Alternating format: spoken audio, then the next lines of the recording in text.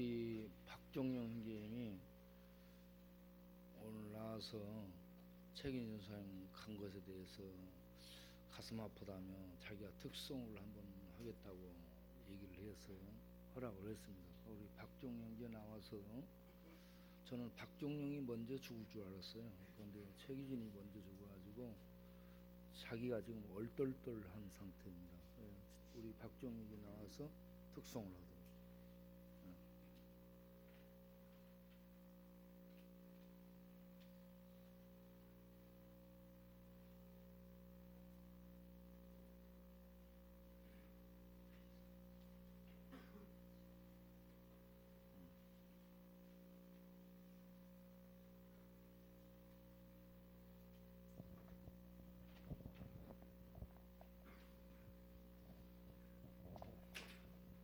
원래 책임진 전도사님하고 저하고 아시는 분은 아시겠지만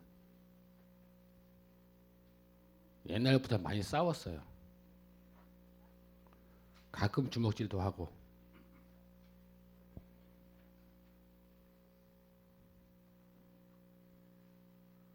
그리고 또 언젠가는 제가 진물이 철철 나고 하니까 너 불쌍해서 못 때리겠다. 너 다 나으면 나하고 한번 개금짝 뛰고 붙자. 그런 말씀도 하셨어요. 그런데 책임진 전도사님이 아니라 대통령이 된다 그래도 나는 절대 그렇게 못 불러요. 그냥 형이라고 불러요.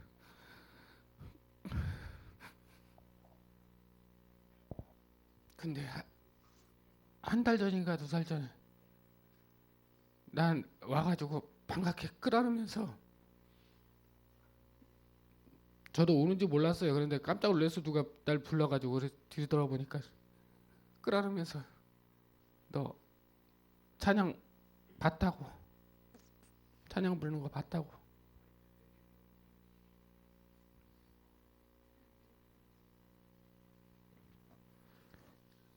진짜 우리 형님이 이렇게 빨리 가실 줄 알았다면 내가 조금 더 잘했을 건데.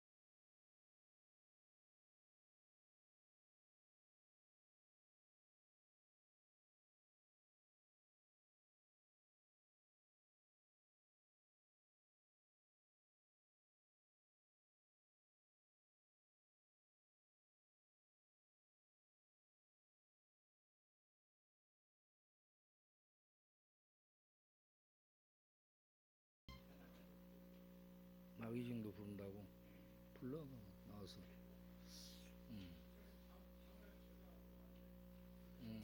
그럼 오늘 특성으로 끝낼까?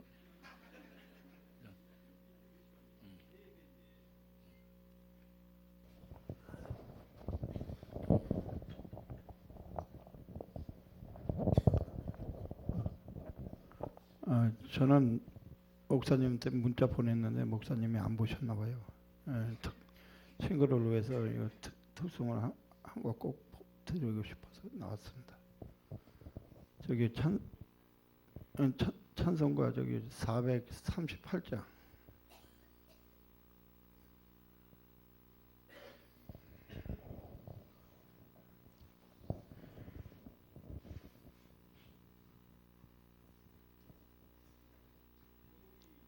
내용은 이 은총이고.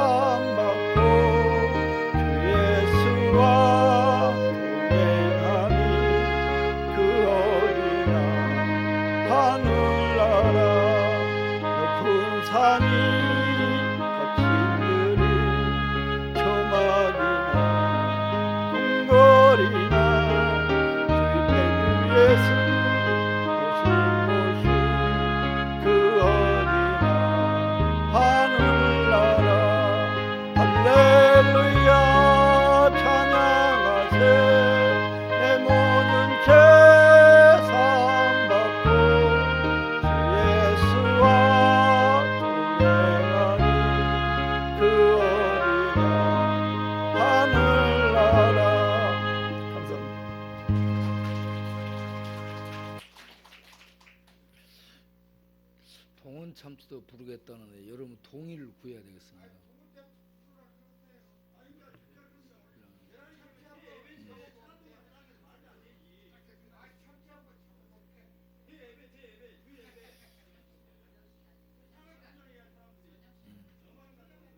나중에 불러서 들어가는 것도 은혜야. 오늘 예배에 나오신 모든 성도님들 위해 우리 하나님의 은혜와 평강이 함께 하시기를 바랍니다.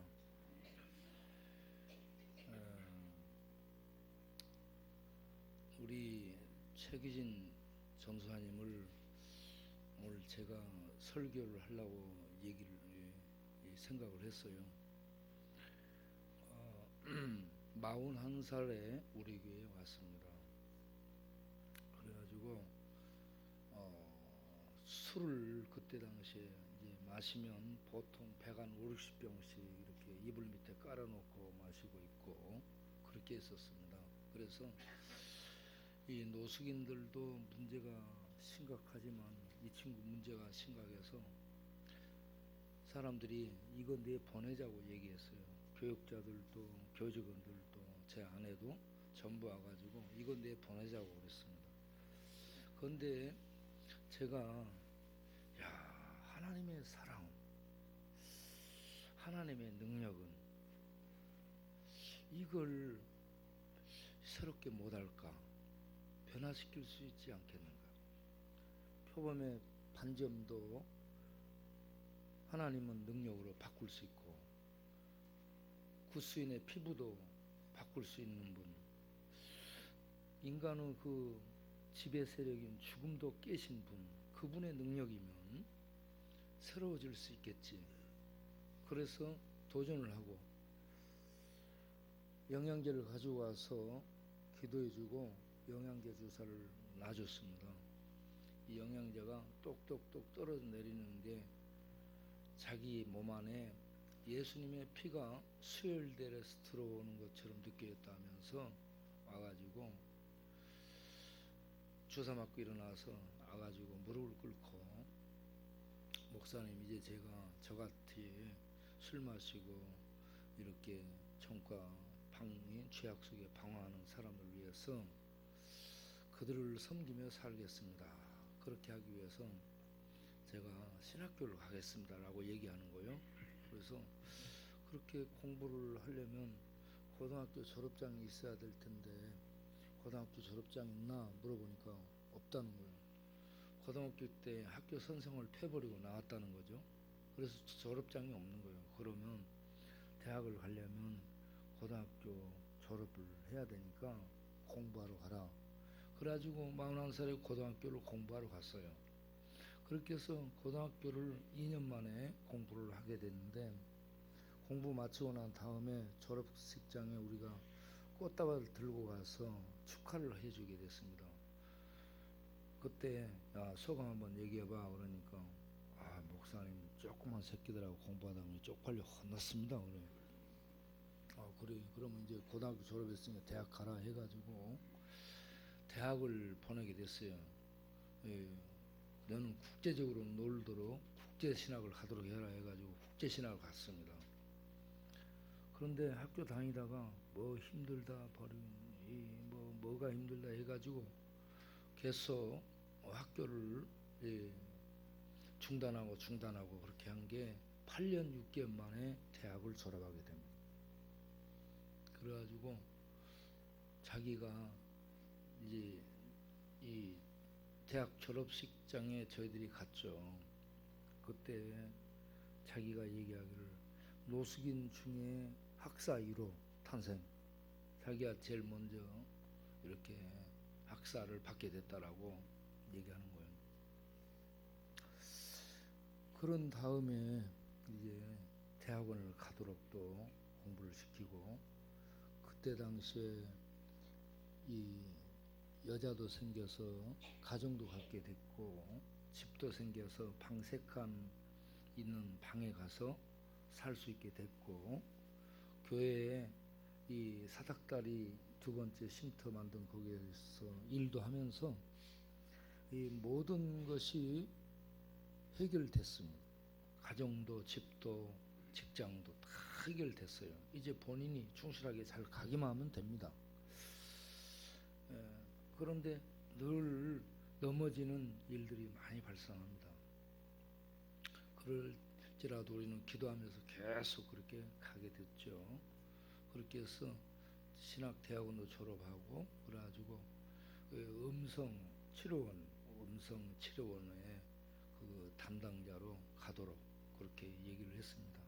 거기에서 중독과 또 방황과 이런 죄로 얼룩진 그런 사람들을 치유하는 그 일을 맡아서 하다가 하나님께 가면 참 잘 사는 삶이 되리라. 그러니 그렇게 기도하고 거기 가서 그 사명을 감당하라 라고 보내게 됐어요. 이 음성 가서 그 음성의 일을 잘 감당을 했습니다. 거기에 그 모든 이 오래된 건물들을 다 리모델링하고 보수 작업을 했습니다. 거기는 예배당도 있고요, 사람들이 머무는 숙소도 있고, 그곳에 일꾼들이 머무는 그런 숙소도 있고 그렇습니다. 그런 모든 것이 오래됐어요. 그래가지고 곰팡이 쓸고 잘 가동이 안 되고 그래서 전부 이걸 보수 작업을 했습니다. 근데 이 친구 그 직업이 이 인테리어였어요.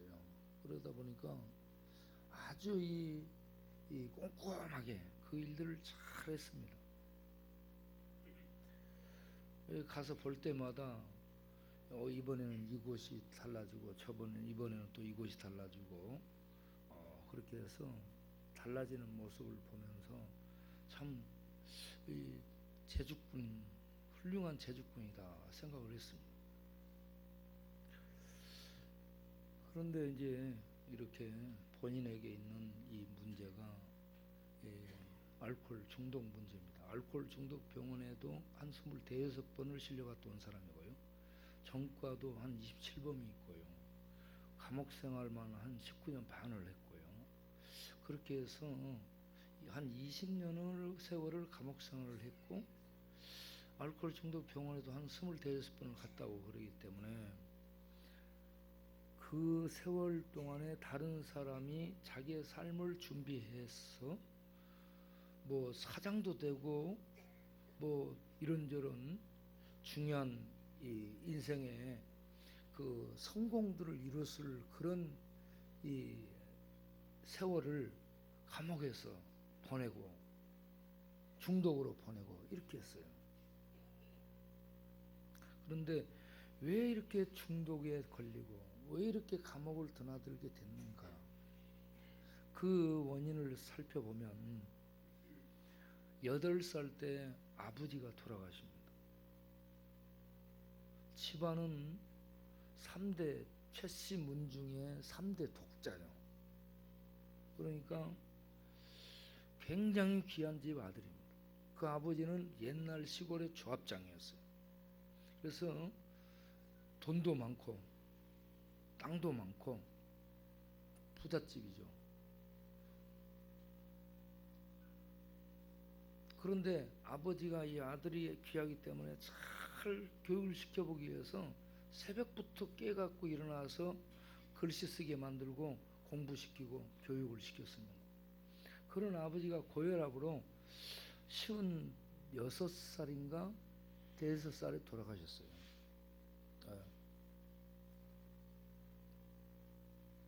그런 다음에 이 아들 혼자가 집에서 왕이 된 겁니다.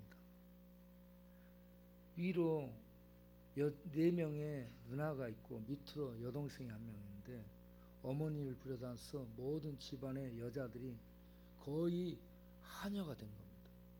모든 것은 자기 마음대로 다 하는 거예요. 말을 안 들으면 때리고 패고 박살내고 난리를 칩니다. 그렇게 해서 왕이 되고 아무런 어떤 제재를 받지 못하고 거절당함을 적절하게 받으며 사람이 자라야 되거든요. 실패도 적절하게 겪고 거절당함도 적절하게 맛보며 실패와 거절당함을 통해서 인내심과 참는 것과 대인관계라든지 이런 것들을 이렇게 배워나가야 되는데 그게 없는 그냥 왕이었어요. 노숙인들의 대표적인 특징이 전부 왕들입니다. 누구 말도 안 들어요. 똑같은 그런 성향이거든요. 관계 맺는 법을 못합니다. 그렇기 때문에 직장생활을 못하고요. 사회생활 안 되죠. 결혼생활 못하죠. 그 사람들 비유 맞추며 살 인간이 아무도 없습니다. 왕들이기 때문에. 곧 죽어와도 왕이에요. 네. 아무것도 없이 길거리 내 쫓김 받아도 왕이에요. 이 어려서 이런 가정 환경이 문제였습니다. 그런데 이런 왕들 의식 속에요. 뭐가 있냐면 저 속에 들어가서 보면 다 어린아이입니다. 오군이도 중학교 2학년 때에 엄마에게 엄마 나 데려가 그러니까 너는 임마 네 애비랑 살아 그러면서 엄마가 박절하게 거절하고 나갔습니다. 그래서 오군이가 엄마를 찾는 그 엄마 찾아 산만리를 하기 때문에 어린이 됐지만 그 속은 아이예요. 지금도 엄마를 찾아서 다니는 이게 이 술을 빠는, 엄마를 찾는 그게 술을 빠는 것으로 나타나는 유치한 행동을 하게 되는 것이죠. 그런데 최규진이 이렇게 술을 마신 상태에서 밤중에 저를 불러요. 그러면 제가 갑니다. 가서 보면은 난장판이 돼 있는데 제 앞에 무릎을 꿇고 뭐라고 얘기하냐면 제 손을 붙들고 아버지, 아버지 그럽니다. 이 아이에게는요 아버지가 필요한 거예요. 예. 그래서 거기서 손을 붙들고 아버지가 되는 거죠. 8살 때 아버지를 잃어버려 가지고 아버지에 대한, 아버지가 어떤 역할을 해야 되냐, 아버지가 어떻게 경제활동을 하며, 가정에서는 아버지 역할이 뭐며, 사회에서 아버지가 어떻게 역할하며, 관계는 어떻게 맺어가며, 이런 것들을 아버지를 통해 배워야 될 부분을 하나도 배우지를 못한 채 자랐기 때문에 성인 아이, 그 속에는 8살에 정체된 어린아이가 있는 겁니다. 그래서 항상 그 어린아이가 돼가지고 중요한 책임을 맡아서 일을 해야 되는 자리에 가면 어린아이라서 그 일을 못합니다. 그 일이 너무 부담이 됩니다. 성인 아이들의 특징이 뭔지 아세요? 일을 못합니다. 재능이 많아, 재주도 있고. 그런데 어떤 직책을 맡기잖아요. 그러면 그 직책을 책임감을 다해서 그걸 감당해내고, 그리고 그 직책을 다른 사람들에게 유익을 주는 그런 성실함으로 이걸 이렇게 해낼 수 있는 이런 힘을 갖지를 못하고 중간에 무너집니다. 힘드니까 그 자기를 편안하게 해주는 그 환경터로 돌아가는, 이걸 퇴행이라고 얘기하는데, 그 터가 어머니의 모태입니다. 어머니 뱃속이 제일 편안하고 안전하거든요. 그래서 어린아이가 어머니의 품에 돌아가듯이 어린아이가 엄마 모태에 안기는 그게 제일 편안하기 때문에 그 편안함을 추구하며 그 자리로 돌아가는 거예요. 그게 술 마시며 떨어지는 자리입니다. 술 마시고 떨어져서 뒹굴잖아요. 그게 엄마 품 같고 그 태 속에 있는 것 같은 그런 편안함이, 왜 거기 어리광을 부리고 그렇게 막 맘대로 해도 그 누가 뭐 터치를 안 하기 때문에 그 편안한 겁니다.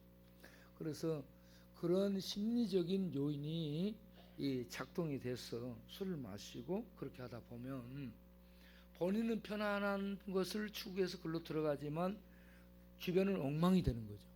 일도 안 되죠. 관계가 깨지죠. 이런저런 모든 것들이 다 허물어지게 되죠. 그래서 많은 문제를 가져오게 되는 겁니다. 그런데 더 심각한 것은 본인이 그렇게 알코올, 마약, 게임, 경마, 도박 이런저런 어떤 것에 계속 많이 이렇게 하다 보면 뇌가 파괴됩니다. 뇌가 파괴되면 뇌가 기능을 발휘를 못해요. 정보 수립, 정보 처리, 자기 조절, 이런저런 것, 적절한 이 일 처리 능력, 이런 것들을 뇌가 움직이면서 호르몬 분비하고 이런저런 일들이 진행되도록 하는데, 그게요 뇌가 파괴돼요. 뇌세포가. 그러면 멀쩡해요. 일은 잘해, 시켜진 일은 잘해. 그런데 다른 책임감 있는 그 일들을 수행할 능력들을 갖지를 못하고 뇌가 파괴돼서 일을 못합니다. 잘할 것 같은데 왜 못해? 못하는 거예요. 이게 파괴되어 있습니다. 무너져 있어요. 뇌 정보 시스템, 이 기능 체계가 무너져 있습니다. 그런 것을 보면서 성령의 불이 역사하면, 하나님의 능력이 역사하면 저 부분도 새로워질 수 있겠지. 저 부분을 하나님의 능력이 임해서 불러 녹이고, 그 부분 막힌 곳을 뚫어주고, 뒤틀리고 어긋난 부분들은 새로 형성시켜서 이게 새롭게 가동이 될 수 있도록 하나님의 은혜 베푸시겠지. 그러면서 기다리며 기도하며 기도하며 기다리며 이렇게 가는 거죠. 예. 그런데 참 잘했습니다. 이번에만 잘 참고 넘어갔으면 참 그런 어떤 기대치에 오를 수 있지 않았을까라는 생각이 들기도 해요. 그런데 그런 일들이 늘 있어가지고 참 우리가 너무 힘들었습니다. 제가 얘 얼굴을 보면 애증이 엇갈려요. 너무 사랑해야 되는 사람 사랑하고, 그런데 참 너무 가슴 아프게 한 일이 많아요. 그래서 그 이름을 부르면 이 모든 것들이 함께 섞여서 나오기 때문에 가슴이 미어지는 거 있잖아요. 안타까움이. 그런데 거기에 치료원의 이름을 뭐로 지으면 좋겠냐고 저한테 물어서 엘레오스라고 하자라고 했습니다. 엘레오스가 오늘 읽은 요한복음 5장에 나온 베데스다입니다. 베데스다는 히브리 말이에요. 히브리 말로 자비의 집입니다. 그걸 헬라어로 쓰게 되면 엘레오스입니다. 똑같은 내용입니다. 자비의 집입니다. 긍휼의 집입니다. 은혜의 집이죠. 그런데 오늘 그 본문을 보게 되면 이 예루살렘 성 안에 북쪽으로 나 있는 문 중에 이 양문이라고 있습니다. 양문에서 좀 안으로 들어가게 되면 연못이 있는데 그 이름을 베데스다, 히브리 말 그대로 우리 성경이 번역을 했어요. 그대로 옮긴 겁니다. 그 소리 그대로. 그래서 베데스다라는 그런 연못이 있는데 그 베데스다 연못에 행각이 5개가 지어져 있습니다. 그 행각 그 근방에 거기에는 어떤 사람들이 주로 있어요? 혈기 마른 자, 쩔쩔뚝병자, 이런저런 이 각색 병든 자들이 거기에 전부 모여 있습니다. 그 모여 있는 이유가 가끔 천사가 내려와서 그 물을 움직일 때 제일 먼저 들어간 자가 어떤 병에 걸렸든지 나았다라는 얘기입니다. 그래서 거기에 그 들어가서 치유받게 되기를 기대하고 소망하는 환자들이 전부 모인 거예요. 병원에서 고칠 수 없는 병들 있잖아요. 누구도 이제 포기하고, 가족도 포기, 형제도 포기, 자기도 포기. 나을 수 없는 그런 질병에 걸린 사람들이 거기에 모였습니다.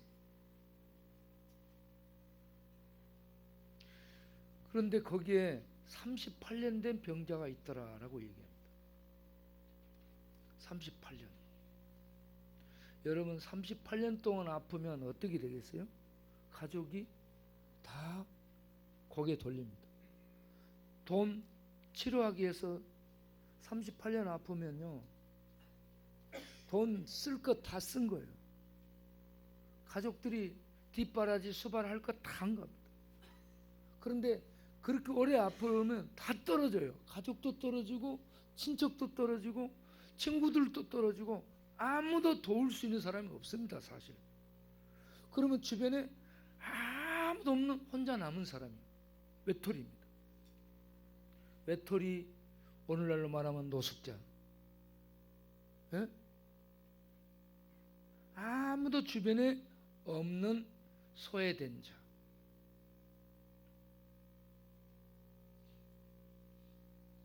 얼마나 춥겠습니까? 이렇게 혼자 있는 사람들은 먹어도 춥고요, 옷 입어도 춥고요, 뭐 돈이 있어도 춥고 그렇습니다. 그 마음 속이 추워요. 그런데 이 38년 된 병자를 예수님이 보신 거예요. 예수님 보시고요, 뭐라고 얘기해요? 그 말씀하고 있어요. 그 병이 오래인 줄 아시고, 그때 보고 진단해서 오래다 이렇게 하지 않고요, 이게 옛날부터 예수님이 그 사람 병이 이렇게 아팠다는 것을 알고 있는 그런 말씀입니다. 예. 과거 분사형으로 되어 있어요. 과거에부터 예수님이 보시고 알고 있었다는 얘기입니다. 현재도. 현재도 알고 있지만 과거부터 알고 있었어요. 우리들이요, 어디가 아프고 어려움에 처하고 그런 것들을 우리 주님이 다 알고 계십니다. 과거부터 다 알고 계십니다. 병이 오래라는 것을 알고 있었어요. 그리고는 그를 봅니다. 그를 보고 얘기를 꺼내죠. 너 낫고 싶냐라고 묻는 겁니다.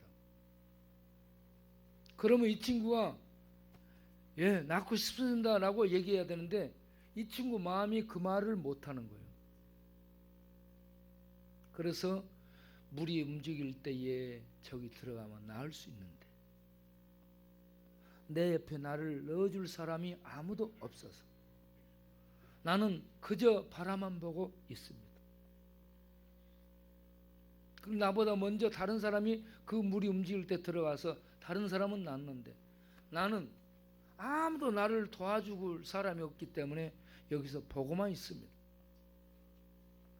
이 말 속에는 지쳤습니다라는 의미도 있습니다. 살고 싶기는 한데 지쳤습니다라는 의미가 있어요. 그래서 즉답을 못하는 거예요. 네, 낫고 싶습니다라고 즉답을 못해요. 그런데 우리 주님은 그러한 그 마음을 아시고 불쌍히 여기서 베데스다 엘레우스가 긍휼을 베푸는 곳이거든요. 긍휼을 베푸는. 주님이 거기에서 그 38년 동안 아픈 이 병자, 가족도 없고 친척도 없고 돈도 없고 옆에 간병인도 없어서 아무도 이 사람을 도와줄 수 없는 그 사람을 보시고 주께서 긍휼을 베푸시고 자비를 베푸사 무슨 말씀을 하십니까?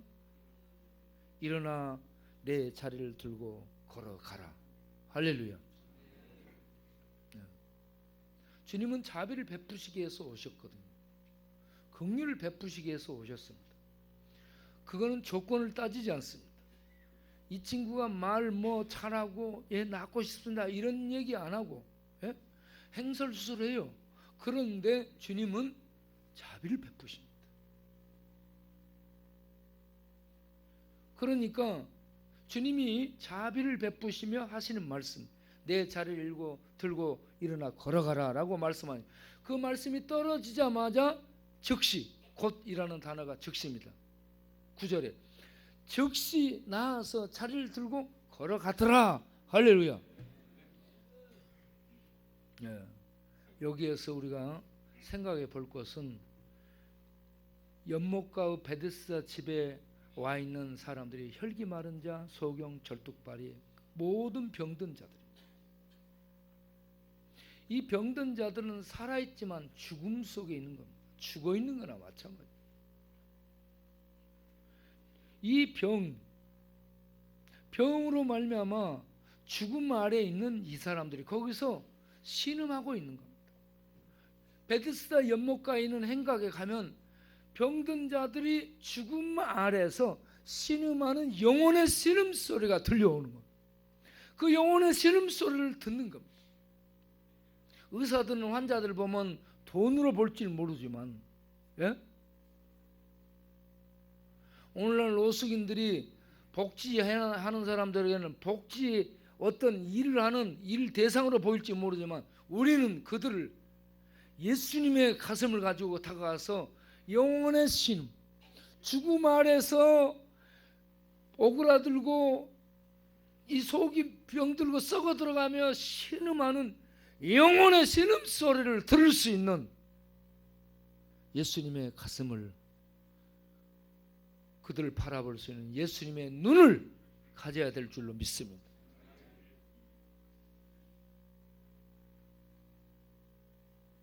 그리고 예수님이 어떤 분입니까? 거기에서 예수님은 어떤 분? 요한복음 5장 17절에 예수님이 자기를 이렇게 표현합니다. 유대인들이 와가지고 시비를 하거든요. 안식일에 당신은 왜 안식일법을 어기고 사람을 고쳤어? 유대인들, 바리새인들, 서기관들, 이 정통 랍비들이요, 율법과 계명을 문자적으로 알고 똑똑합니다. 전부 박사요. 율법의 이 수호자로 자처하고 율법을 조항을 애우고 쓰고 지키고 가르치고 전달하고 이걸 수하기 위해서 아주 철두철미한 그런 사람들입니다. 달달달달 잘 알아. 그런데 율법과 계명의 핵심 내용, 의미를 모르는 자. 율법과 계명의 핵심 내용이 뭐냐? 하나님을 사랑하며 내 이웃을 내 몸과 같이 사랑하라는 것. 사랑입니다. 사랑. 그런데 그것은 사랑이 뭔지를 몰라. 그래서 문자적으로 이거 애우는 것에 급급하고 그걸 잘하는 것으로 알고 있습니다. 사랑이 생명을 살리는 겁니다. 예수님이 하나님의 사랑으로 이 땅에 와서 그 사랑이신 예수님이 생명 살리는 일을 하시려 생명으로 오신 분이에요. 예수님은 생명입니다, 여러분. 생명은 사랑입니다. 그리고 예수님이 생명이시고 사랑이신 불덩어리인데 그 이 주님이 오셔서 생명 자체, 사랑 자체이신 그분, 말씀 자체이신 그분이 오셔서 죽음 아래 신음하고 있는 영혼의 고통을 본 겁니다. 영혼의 신음소리를 들은 겁니다. 그리고 38년 된 병자를 향해 일어나 내 자리를 들고 걸어가라. 할렐루야. 죽음 아래 있는 자를, 죽음을 사로잡는 권력자 예수님, 생명의 이 본체이신 예수님, 생명의 하나님은 죽음을 잡을 수 있는 권력이 있는 그런 권세자입니다. 그 주님이 죽음 아래 잡혀서 신음하고 오그라들고 아픈 이 병자들을 보면서 그 중에 가장 38년 된 오래된 병자를 향해 그 속박, 죄와 질병과 죽음의 그 세력의 속박에서 벗겨주는 그 은혜를 베풀어주고 계시는 장면입니다. 할렐루야. 그가 어떤 행동을 해서가 아니에요.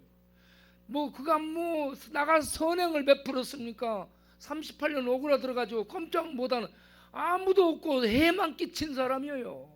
다른 사람들에게 피해만 주고 어려움 주고 고통 주고 이런저런 저런 사람 힘들게 한, 아무것도 한 거 없게 힘들게만 한 사람이에요. 38년 된 병자가. 그러한 사람을 예수님은 다가가서 자비를 베풀고 긍휼을 베풀고 하는 말이, 네 자리를 들고 일어나 걸어가라.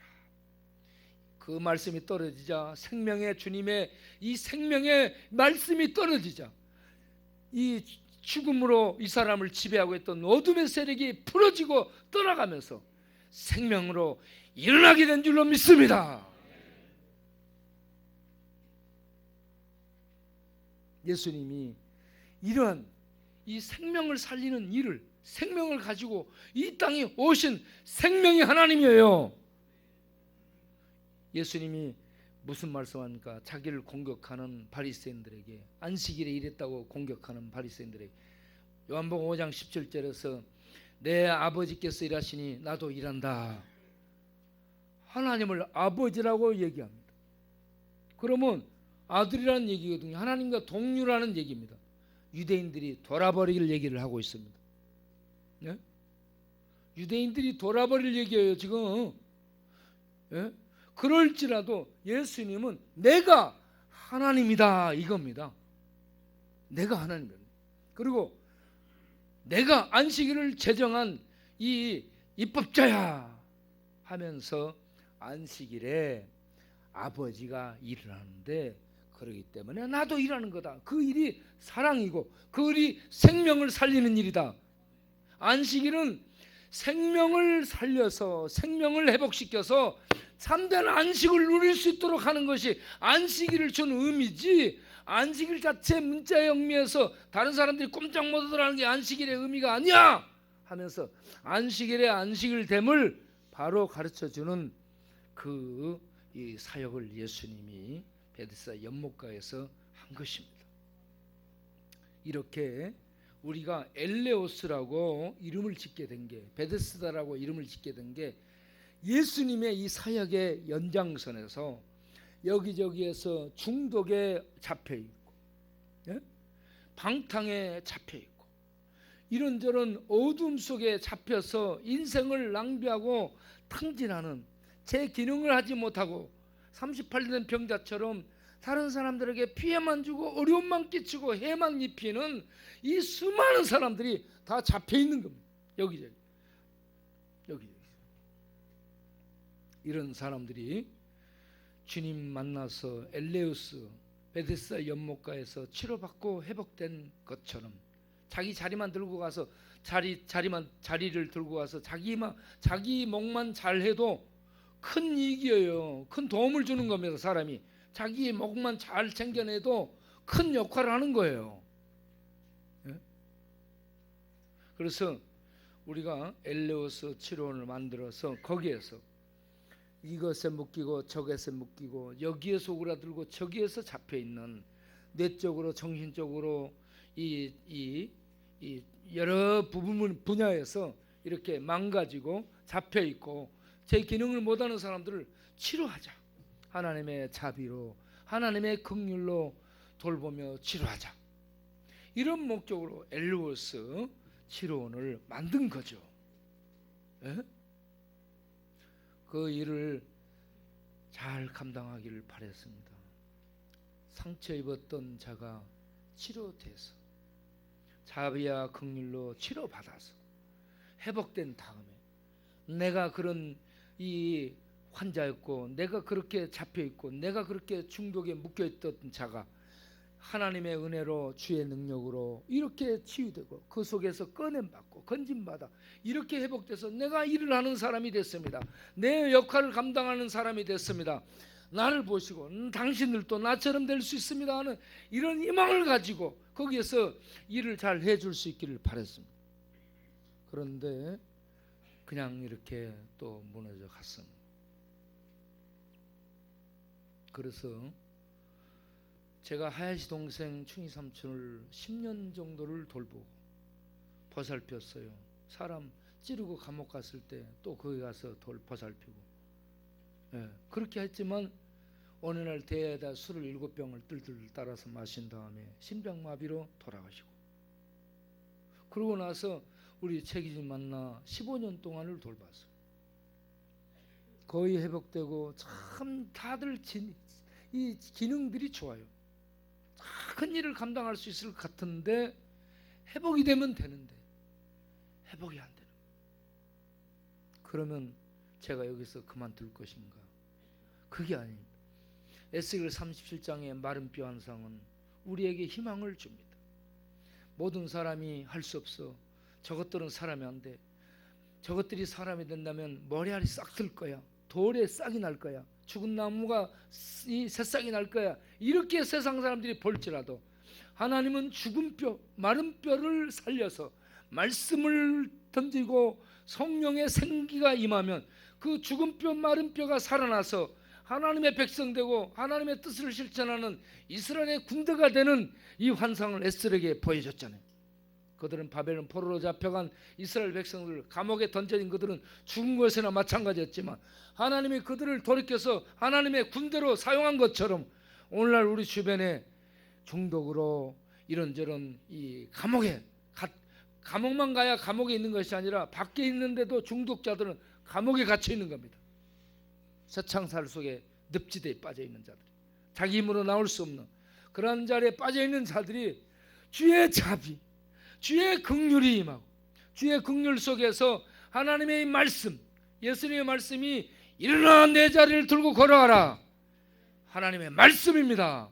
예수님 하나님의 말씀 자체예요.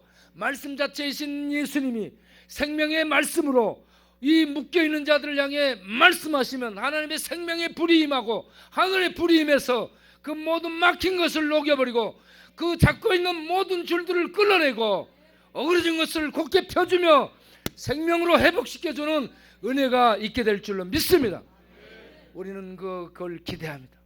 하나님의 말씀은 전능하시고 하나님은 신실하시기 때문에 그 말씀하신 말을 반드시 이행하실 줄로 믿습니다. 우리 성도 여러분, 그렇기 때문에 우리 눈에 볼 때 사람이 안 될 것 같고 어떻게 저것들이 인간 될까? 뭐 이렇게 보는 그런 사람들 하나님이 만지시고 은혜 베푸시면 사람이 됩니다. 사람이 돼요.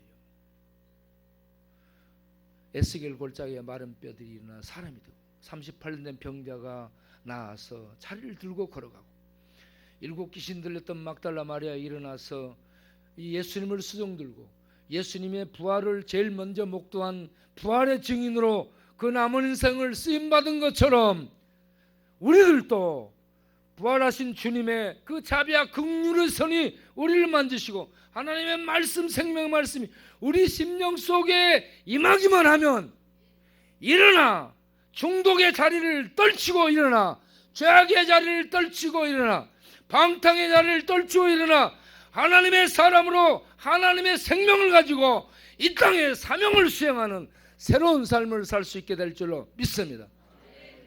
우리는 그래서 안 된 것 같았지만 희망을 버리지 않고 하나님의 말씀을 약속을 믿고 전진하고자 합니다. 여러분 다시 힘을 내서 기도하며 전진할 수 있기를 바랍니다. 기도하겠습니다.